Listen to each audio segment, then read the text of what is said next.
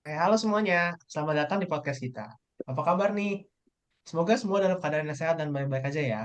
Kenalkan, nama aku Reinhard, dan di sini aku nggak sendirian. Ada teman-temanku yang bakal ikut ngobrol seru Mbak, di hari-hari ini juga. Ada Mbak Amel, Halo semuanya. ada Michelle, Halo guys. dan ada Mbak Dela. Halo semuanya. Nah, jadi kita semua ini excited banget karena topik kali ini itu sangat dekat dengan kehidupan kita sehari-hari. Apalagi buat kalian yang nggak bisa lepas dari namanya gadget. Yes, bener banget. Kita kan sekarang hidup di zaman digital ya, di mana hampir semua hal itu bisa kita akses lewat handphone atau komputer. Mulai dari nonton video, belanja online, terus dengerin musik, sampai ngikutin berita atau tren terbaru di media sosial. Tapi ada satu hal menarik yang mungkin kalian sering tanpa sadar. Pernah nggak sih kalian tuh merasa kalau internet kayak bisa baca pikiran kalian? Kalau menurut misal gimana? Iya nih bener banget nih Mbak Amel. Menurutku sih si internet ini bisa baca pikiran kita banget ya. Soalnya kalau misalnya kita nonton satu video mukbang aja, baik itu di YouTube ataupun di TikTok, itu kayak bisa tiba-tiba di beranda kita tuh muncul semua video video mukbang. Atau misalnya kalau misalnya kita sering dengerin lagu galau di Spotify, ya udah terus nanti rekomendasi di Spotify kita tuh bisa langsung isinya lagu galau semua. Bahkan kalau misalnya kita searching barang di Shopee ya, itu kadang di Instagram juga bisa jadi muncul iklan-iklan dari barang yang kita search di Shopee tadi. Bener banget sih, aku sepakat banget sama Michelle. Kayak ada mata-mata gitu loh yang ngikutin kita semua dan gerak-gerik kita di internet. Dan ini tuh nggak cuma di satu platform aja, tapi di semua platform yang kita pakai sehari-hari. Misalnya tuh kayak YouTube, TikTok, Twitter, Spotify, Netflix, sampai e-commerce kayak Shopee dan juga Tokopedia. Pokoknya kayak ada tangan tak terlihat yang tahu banget nih apa yang kita suka dan kasih rekomendasi sesuai dengan itu dan itu terus. Nah, bener banget nih. Nah, makanya yang sebenarnya kita mau bahas di episode kali ini, itu mungkin kalian udah bisa nebak, hari ini kita bakal ngobrolin soal algoritma atau si otak pintar yang ada di balik layar platform-platform besar yang kita pakai sehari-hari ini. Kenapa sih kalau kita nonton atau cari sesuatu, algoritma langsung kasih rekomendasi yang mirip-mirip lagi dan lagi? Gimana cara algoritma ini bisa bekerja dan apa dampaknya buat kita sebagai pengguna? Nah, betul banget. Algoritma ini mungkin semacam kayak asisten pribadi digital kita ya, yang terus-terusan mempelajari kebiasaan kita dan memberikan rekomendasi konten atau produk yang katanya sesuai dengan selera kita. Tapi meskipun algoritma ini bisa sangat membantu, apakah selalu bagus atau di sisi lain justru bisa merugikan kita tanpa kita sadari? Nah, untuk episode kali ini kita bakal kupas tuntas semuanya. Nggak cuma tentang YouTube atau TikTok, tapi juga gimana sih algoritma itu bekerja di platform seperti Netflix, Spotify, Twitter, sampai e-commerce seperti Shopee dan Tokopedia. Jadi siap-siap kita bakal ngajak kalian lebih paham lagi tentang dunia digital yang sehari-hari kita pakai. Bener banget. Jadi buat kalian yang mungkin suka bertanya-tanya, kok feed aku isinya itu-itu aja, atau kenapa sih tiba-tiba muncul iklan produk yang baru aja aku cari? Nah, podcast kali ini bakal kasih jawabannya. Oke, langsung aja kita mulai pembahasannya.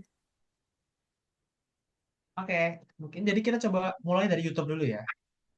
Misalnya nih, kalian nonton satu video mukbang. Terus algoritma itu bakal mencatat bahwa kalian tertarik sama konten mukbang itu. Semakin banyak kalian nonton video video yang serupa video yang mukbang tadi, algoritma itu bakal semakin yakin kalau kalian tuh suka dengan konten mukbang. Dan terus-menerus mengusulkan video-video mukbang lainnya di beranda ataupun merekomendasikan video-video tersebut. Nah, bukan cuma YouTube, ini juga biasanya terjadi di TikTok.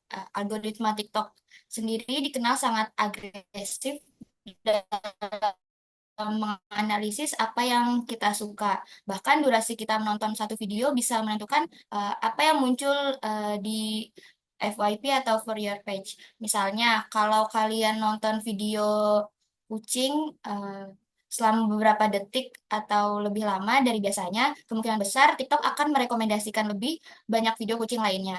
TikTok sangat bergantung pada seberapa lama kita stay di satu video, bukan cuma apakah kita like atau komen.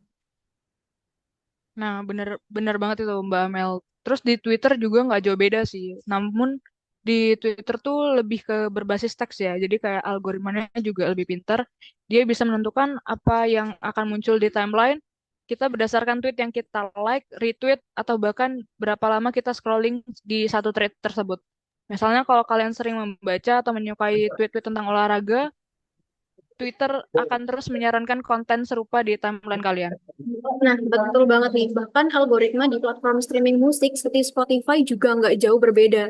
Ketika kalian sering mendengarkan genre atau artis tertentu nih di Spotify, maka Spotify akan mengumpulkan data tersebut dan menggunakan algoritma untuk membuat playlist rekomendasi seperti di Discover Weekly atau Daily Mix. Nah, ini kan sangat personal ya. Bahkan bisa sampai merekomendasikan lagu-lagu dari artis yang mungkin belum pernah kalian dengar sebelumnya. Tapi berdasarkan kebiasaan dengar kalian, Spotify yakin kalian bakalan suka.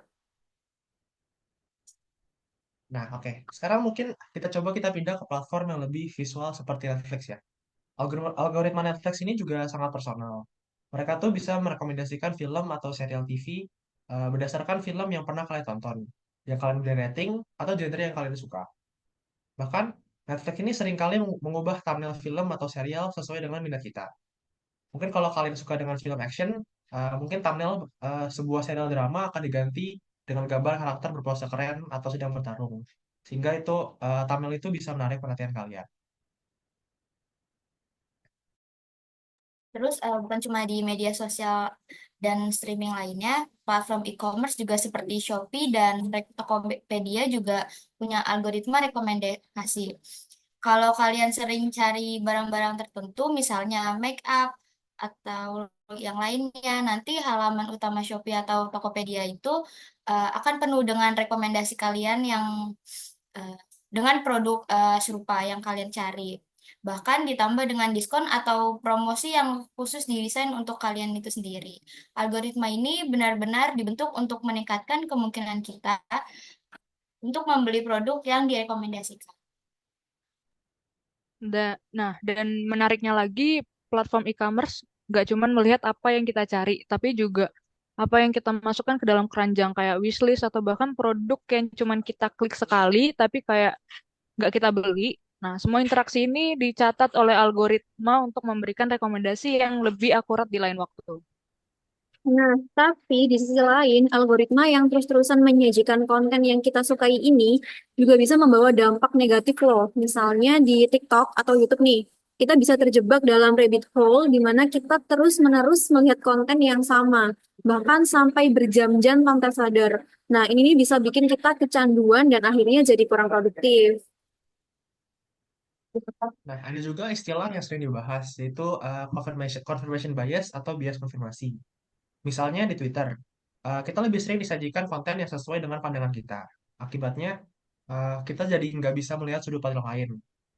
Tapi ini juga bisa memperkuat keyakinan kita tanpa memberikan ruang untuk perbedaan pendapat atau pemikiran kritis lainnya. Nah, benar banget. Ini juga bisa memperkuat polarisasi di masyarakat, apalagi kalau kita bicara soal politik. Algoritma cenderung menampilkan konten yang kita setujui, sehingga kita semakin jarang melihat opini yang berbeda. Lama-lama kita bisa merasa semua orang tuh setuju dengan kita, padahal kenyataannya tidak seperti itu. Jadi, gimana sih cara kita untuk bisa mengontrol algoritma di berbagai platform ini? Nah, salah satu tipsnya adalah lebih selektif dan lebih interaktif.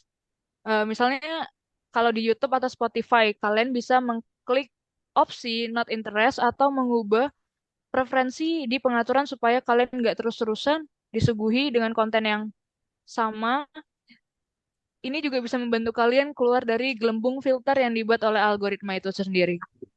Nah, terus di e-commerce seperti Shopee, kalian juga bisa sesekali mencoba mencari barang yang kategorinya berbeda untuk mengubah algoritma rekomendasinya. Misalnya, kalau kalian lebih sering beli pakaian, coba sekali-kali tuh cari kayak peralatan rumah tangga atau barang elektronik, supaya rekomendasi kalian jadi lebih beragam dan nggak hanya berfokus pada satu kategori aja. Nah, selain itu, ada juga cara untuk lebih sadar dalam menggunakan media sosial. Misalnya membatasi waktu screen time atau mencari konten-konten yang benar-benar berbeda dari kebiasaan kita sehari-hari. Ini membantu supaya kita nggak terus terjebak dalam bubble yang sama. Ya, meskipun algoritma ini sangat membantu, tetapi kita juga harus sadar akan dampaknya dan bagaimana kita bisa mengendalikan pengalaman kita di dunia maya. Jangan sampai kita cuma disuguhi konten yang sesuai dengan preferensi kita aja, tapi kita juga harus explore hal-hal yang baru. Nah, jadi kalau kalian bertanya-tanya, kenapa feed di media sosial kalian atau rekomendasi di platform seperti YouTube, TikTok, atau Spotify seringkali dipenuhi dengan konten yang mirip-mirip? Jawabannya ada di algoritma di balik platform tersebut. Algoritma bekerja untuk eh, membaca perilaku kita, mencatat setiap klik, berapa lama kita nonton, apa yang kita suka, bahkan apa yang kita simpan atau hanya sekedar kita lihat. Semua data ini dikumpulkan dan dipelajari untuk memberikan pengalaman yang lebih personal bagi kita sebagai pengguna. Nah, dan ini juga bukan cuma di satu platform aja. Seperti yang sudah kita bahas tadi, algoritma yang ada di mana-mana, mulai dari YouTube yang memberikan rekomendasi video, TikTok yang mengisi FYP kita, Netflix yang menyarankan serial baru, hingga Shopee yang tahu produk apa yang sedang kita cari. Algoritma ini membantu platform-platform ini untuk memberikan konten atau produk yang sesuai dengan minat kita supaya kita tetap engage dan betah dan lama-lama di aplikasi tersebut.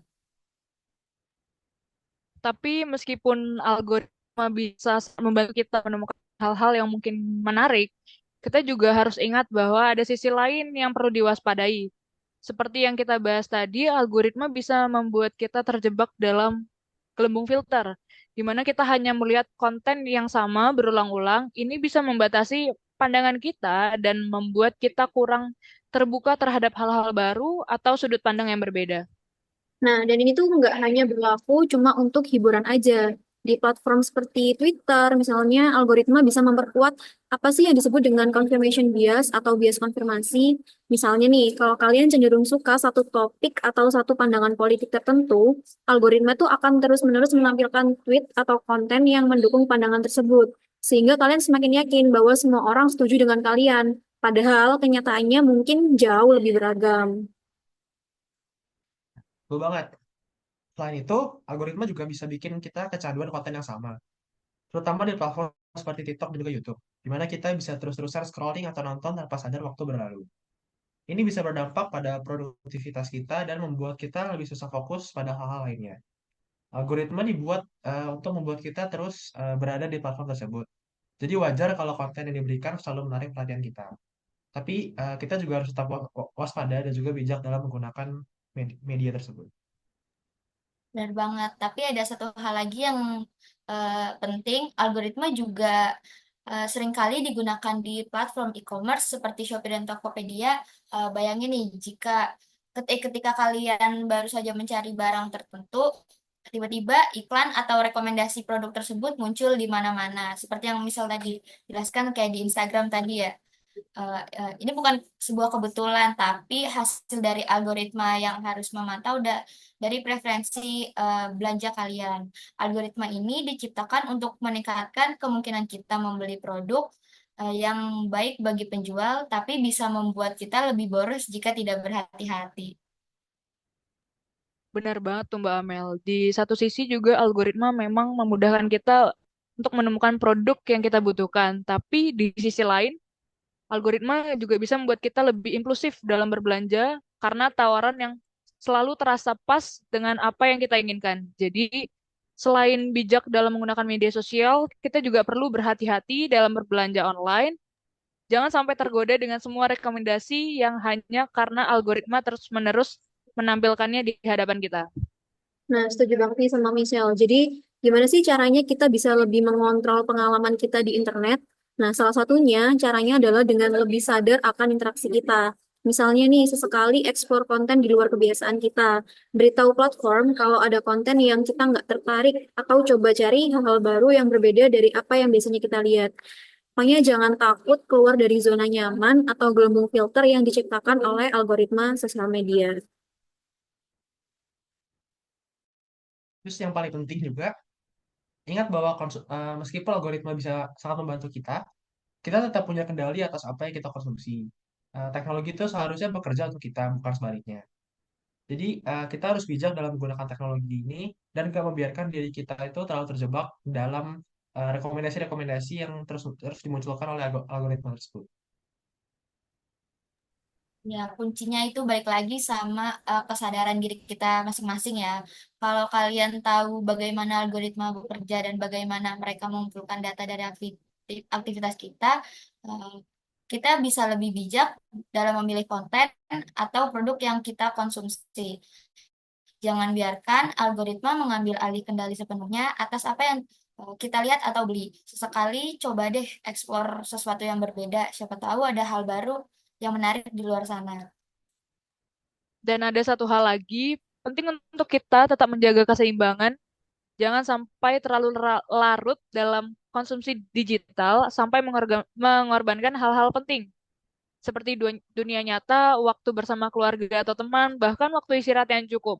Pada akhirnya, kita yang harus mengendalikan teknologi, bukan teknologi yang mengendalikan kita. Nah, aku setuju banget sama Michelle dan semua yang disampaikan sama teman-teman tadi. Terus, terima kasih sudah mendengarkan podcast kita kali ini. Semoga dengan pembahasan ini kalian jadi lebih paham tentang gimana sih algoritma itu bekerja di balik layar dan gimana sih kita bisa lebih bijak dalam menggunakan platform-platform digital. Jangan lupa untuk selalu jaga keseimbangan dalam konsumsi konten dan jangan takut buat bereksplorasi di luar zona nyaman algoritma. Nah, betul banget itu. Semoga kalian mendapat insight baru dari obrolan kita hari ini ya. Kalau kalian punya pengalaman seru atau pertanyaan soal algoritma di platform favorit kalian, jangan ragu buat share ke kita. Sampai jumpa lagi di episode berikutnya. Terima kasih. Bye-bye. Terima kasih.